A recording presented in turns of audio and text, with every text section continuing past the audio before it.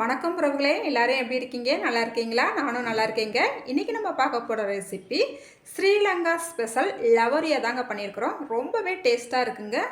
இந்த ரெசிபியை ஒரு 15 நிமிஷத்தில் சட்டுன்னு செஞ்சிடலாங்க.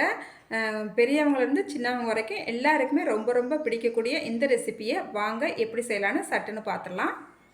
இப்போ ஒரு பவுல் எடுத்துக்கலாங்க. இதில் 1 கப்புக்கு பச்சரிசி மாவு சேர்த்துக்கலாம். வறுக்காத மாவு தான் சேர்த்துருக்குறேன். சேர்த்துட்டு கொஞ்சமாக உப்பு சேர்த்துக்கலாம். அதே போல் 1 டீஸ்பூனுக்கு நெய் சேர்த்துக்கலாங்க. நெய் சேர்த்துட்டு இந்த மாவோட எல்லா பக்கமும் படுறாப்புல நல்லா கையால் கலந்து விட்டுக்கலாம். இப்போ நல்லா கொதிக்கிற தண்ணி எடுத்துருக்கிறேன். அதை கொஞ்சம் கொஞ்சமாக சேர்த்துட்டு ஒரு ஸ்பூன் வச்சு இந்த மாவை நல்லா கலந்து விட்டுக்கலாம். தண்ணி சூடாக இருக்கிறனால நம்ம கையை வச்சு கலந்து விட முடியாது, அதனால் ஸ்பூன் வச்சு நல்லா கலந்து விட்டுக்கலாம். அதே போல் தண்ணியுமே கொஞ்சம் கொஞ்சமாக நம்ம ஊற்றி நல்லா கலந்து விட்டுக்கலாங்க. அதிகமான தண்ணி ஒரே நேரத்தில் சேர்த்துடக்கூடாது. பாருங்கள், நல்லா கலந்து விட்டுக்கிட்டாச்சு. இந்த மாவை இப்போ ஒரு 10 நிமிஷத்துக்கு நம்ம மூடி வச்சிடலாம். அதுக்குள்ளேயே நம்ம உள்ளே வச்சுருக்கிற ஸ்டஃபிங் ரெடி பண்ணிக்கலாம். இப்போ ஒரு கடாய் அடுப்பில் வச்சுக்கலாம். இதில் நம்ம மாவெடுத்த கப்லேயும் ஒரு 1/4 கப்புக்கு நாட்டு சர்க்கரையும் 1/4 கப்புக்கு வெல்லமும் சேர்த்துருக்குறேன். 1/2 கப்புக்கு தேங்காய் பூ சேர்த்துருக்குறேங்க. இதெல்லாம் சேர்த்தா பிறகு தண்ணி எதுவும் சேர்க்க வேண்டாம். நல்லா கலந்து விட்டுக்கிட்டே இருப்போம். நம்ம நாட்டு சர்க்கரையும் வெல்லமும் நல்லா கரைஞ்சி வரும். மிதமான தீயில் வச்சுக்கிட்டேவும் நல்லா கலந்து விட்டுக்கலாம். டூரிஸ்ட் ஃபேமிலின்ட்டு பொங்கலுக்கு ஒரு படம் டிவியில் போட்டிருந்தாங்க. அதில் இந்த ரெசிபியை செஞ்சுருப்பாங்க. அந்த ரெசிபியை பார்த்ததுலேருந்து என்னோடய பொண்ணு இந்த ரெசிபி செஞ்சுத்தாங்கன்னு ஒரே கரைச்சல் பண்ணிகிட்டு இருந்தாங்கங்க. சரி செஞ்சு தரேன்னு இவ்வளோ நாளாக இழுத்துட்டு வந்துட்டேன். இன்றைக்குமே காலையில் எந்திரிச்சதுலேருந்து கேட்டுக்கிட்டே இருந்தா. சரி செஞ்சு கொடுத்துருவோம், இது செய்கிறது ஈஸி தானே அப்படின்னு சொல்லிட்டு சட்டுன்னு இன்றைக்கி செஞ்சுட்டாங்க.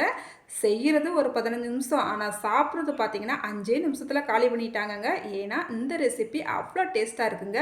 இப்போ பாருங்கள், நம்மளுக்கு வெல்லமும் நாட்டு சர்க்கரையும் நல்லா கரைஞ்சி சரியான பக்குவத்துக்கு வந்துருச்சுது. இந்த அளவுக்கு கரைஞ்சி வந்தால் போதும். இதில் 1 ஸ்பூனுக்கு ஏலக்காய் பொடி சேர்த்துக்கலாங்க. சேர்த்துட்டு நல்லா கலந்து விட்டுக்கலாம். அதுக்கப்புறமா இது கூடயேவும் 1 டீஸ்பூனுக்கு நெய் சேர்த்துக்கலாங்க. இந்த நேரத்தில் நெய்யை மிஸ் பண்ணாமல் சேர்த்துக்குங்க. ரொம்பவே வாசனையாக டேஸ்ட்டாக இருக்கும். இப்போ நல்லா கலந்து விட்டுக்கலாம். நம்மளுக்கு சூப்பரான பக்குவத்தில் நம்மளுக்கு ஸ்டஃபிங் ரெடி ஆயிடுச்சு. இப்போ நம்ம அடுப்பை ஆஃப் பண்ணிக்கலாங்க. இப்போ நம்ம மூடி வச்சு ஒரு 10 நிமிஷம் ஆயிருக்குதுங்க. இந்த மாவு நல்லா சாஃப்டாக இருக்குது. கையில் தொட்டு பார்த்தாலே அவ்வளோ சாஃப்டாக இருக்குது. இப்போ நம்ம அந்த சின்ன பாத்திரத்தில் நம்மளால் பிசைஞ்சிக்கிற முடியாதனால ஒரு அகலமான கடாய்க்கு மாற்றிருக்கிறேன். கொஞ்சம் வெதுவெதுப்பான தண்ணி சேர்த்துட்டு நல்லா இந்த மாவை பிசைஞ்சு எடுத்துக்கலாங்க. இந்த மாவு பிசையும் போதேவும் இந்த மாவுலேருந்து நல்ல நெய் வாசம் வருதுங்க. இந்த மாவு பிசையும் போதையும் அதிகமான தண்ணி சேர்த்துறாதீங்க. கொஞ்சம் கொஞ்சமாக நல்லா தண்ணியை தெளிச்சு விட்டு இந்த மாவை நல்லா இந்த பதத்துக்கு நல்லா பிசைஞ்சு எடுத்துக்கங்க. இங்கே பாருங்கள், மாவை பார்த்தாலே உங்களுக்கு தெரியும் நல்லா சாஃப்டாக இருக்குது. பார்த்தீங்களா? இந்தளவுக்கு வந்தால் போதும். இப்போ நம்ம இடியாப்பம் அச்சு எடுத்துக்கிட்டாச்சு. இப்போ இடியாப்பம் போல் நம்ம பிழிஞ்சு விட்டு தான் ஸ்டஃபிங் உள்ளே வைக்க போகிறோம். இந்த அச்சுலையும் உள்ளே ஃபுல்லாக நல்லா சுற்றி எண்ணெய் தடவி விட்டுக்கலாம். மாவை உள்ளே சேர்த்துக்கலாங்க. சேர்த்துட்டு இப்போ நம்ம ஒரு இலையில தான் பிழிஞ்சு எடுத்துக்கிற போகிறோம். இந்த இலையை நல்லா மடக்கிறதுக்கு தோதா அடுப்பில் லைட்டாக வாட்டிட்டு எடுத்து வச்சுருக்கேங்க. இடியாப்பம் பிழியறதுமே நம்மளுக்கு பூ போல் சூப்பராக வந்துடுங்க. நல்லா சாஃப்டாக இருக்கும் மாவு. இப்போ நம்ம நல்லா பிழிஞ்சு எடுத்துக்கிட்டாச்சு. இதில் ஸ்டஃபிங் உள்ளே வச்சுக்கலாம். எந்த அளவுக்கு நம்மளுக்கு தேவைப்படுமோ அந்த அளவுக்கு வச்சுக்கோங்க. இப்போ லைட்டாக இலையை அப்படியே ஓரங்களை மடக்கி விட்டுக்கலாங்க. பாருங்கள், இந்த அளவுக்கு மடக்கி விட்டுக்கலாம். அதே போல் இந்த சைடுலையுமேவும் ஓரங்களை லைட்டாக அழுத்தி விட்டுக்கிட்டால் போதும். நம்மளுக்கு ஸ்டஃபிங் எதுவுமே வெந்து வரும்போது நம்மளுக்கு வெளியில் வராது. அடுத்து இதே போல் இன்னொன்று உங்களுக்கு இடியாப்பம் பிழிஞ்சு காட்டுறேன் பாருங்கள். நல்லா இடியாப்பத்தை சட்டுன்னு பிழிஞ்சுக்கிட்டாச்சு. நல்லா ஸ்டஃபிங் நம்மளுக்கு எந்த அளவுக்கு தேவையோ அந்த அளவுக்கு ஸ்டஃபிங் உள்ளே வச்சுக்கலாங்க. வச்சுட்டு நல்லா மடக்கி விட்டுக்கலாம். பாருங்கள், மடக்கிறதுமே ரொம்ப ஈஸியாக சூப்பராக நம்மளுக்கு வரும். அதே போல் இந்த 2 கார்னர்லேயும் நல்லா ஓரங்களை மட்டும் அழுத்தி விட்டுக்கலாம். இப்போ ஒரு இட்லி சட்டியில் நல்லா தண்ணி ஊற்றி கொதி வர ஆரம்பிச்சிருச்சு. இப்போ நம்ம ரெடி பண்ணி வச்சுருக்கிற இடியாப்பத்தை உள்ளே வச்சுட்டு ஒரு 8 நிமிஷத்துக்கு அப்புறமா நம்ம ஓப்பன் பண்ணி பார்க்கலாங்க. பாருங்கள், 8 நிமிஷம் ஆயிடுச்சுது. சூப்பராக நம்மளுக்கு வெந்து வந்திருக்குது.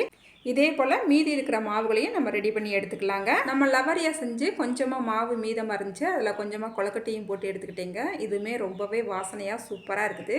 நல்லா சுட சுட இது ரெடி ஆயிடுச்சுங்க. இப்போ நம்மளுக்கு ஸ்ரீலங்கா ஸ்பெஷல் லவரியா எப்படி இருக்குன்னு பார்த்துடலாம் வாங்க.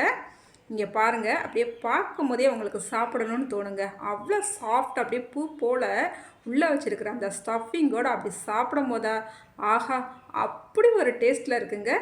நீங்களுமே இந்த ரெசிபியை ஒரு முறையாவது ட்ரை பண்ணி பாருங்கள். ட்ரை பண்ணிவிட்டு எப்படி இருந்துச்சுன்னு மறக்காமல் கமெண்ட்டில் சொல்லுங்கள். அடுத்த ஒரு வீடியோவில் பார்க்கலாங்க. பாய்.